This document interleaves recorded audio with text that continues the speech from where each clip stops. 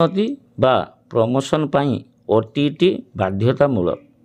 ये खबर प्रचारित होवा पर शिक्षक एवं शिक्षयित्री महल रे तीव्र असंतोष प्रकाश होईछि जे किपरि ओटीटी सहित ये प्रमोशन को कहीं जोड़ा जाइछि एवं एभली निर्देशनामा किपरि प्रकाश होईछि से विषय रे डिटेल्स आसंतु जानिबा कौन ए विषय सब खबर रही।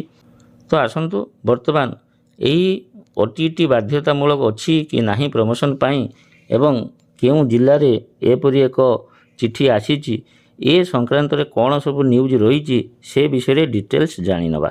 नमस्कार, मु डीकेडी आपण माने देखुचंती आपन प्रिय चैनल डीकेडी ऑलवेज आपके साथ।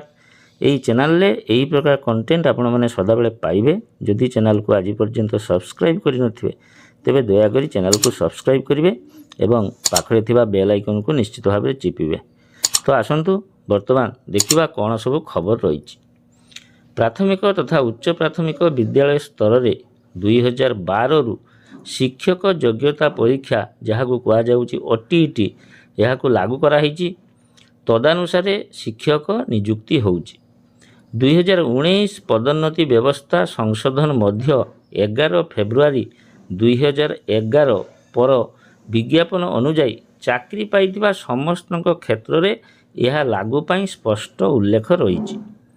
मयूरभंज जिला शिक्षाधिकारी पत्रांक 10,317 5/8/2024 केवल ओटीटी पास करिथिबा शिक्षक शिक्षयित्री को पदोन्नति प्रक्रिया रे शामिल करने ब्लॉक शिक्षाधिकारी मानक निर्देशनामा जारी करिसेंती, जहाद्वारा 1987 रु 2011 मध्य नियुक्त प्रायतः समस्त शिक्षक शिक्षयित्री पदोन्नति वंचित होउथबा जणा पड़ी। कारण ये 1987 मसीह रु 2011 मध्य जो माने नियुक्ति पाइथिले से माने केही भी ओटीटी करी नाहंती, कारण सेतेबेले ओटीटी रो कोनोसी व्यवस्था नथिला। तो देखिबा तापर कोन खबर रही।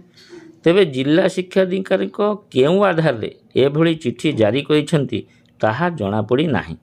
एने संघ पक्षर तीव्र प्रतिवाद करने सह विभागीय मंत्री एवं मुख्यमंत्री दृष्टि आकर्षण पर प्रस्तुत होता जमापड़ी। आवश्यक पड़े उच्च न्यायालय रे द्वारस्थ होगापी उद्यम करुवा शिक्षक नेता माने खबर सहित कहते जड़े चाकरिया अन्यून 3टी पदोन्नति पाइबा हक बोली अदालत को राय को डीओ चिठी कुठारघात करिछि बोली एही वर्गर शिक्षक माने प्रकाश करुछंती। एवं वास्तविक यह सत कथा, कारण जो मैंने 1987 मसीहा ठारू 2011 मध्य नियुक्ति पाई सेमानकर ओटीटी आवश्यकता नाही बोली समस्ते जानिथिले, किंतु वर्तमान मयूरभंज जिले में एपरी किपरि एक चिठी होईची से विषय जानिले आश्चर्य मध्य लगुच।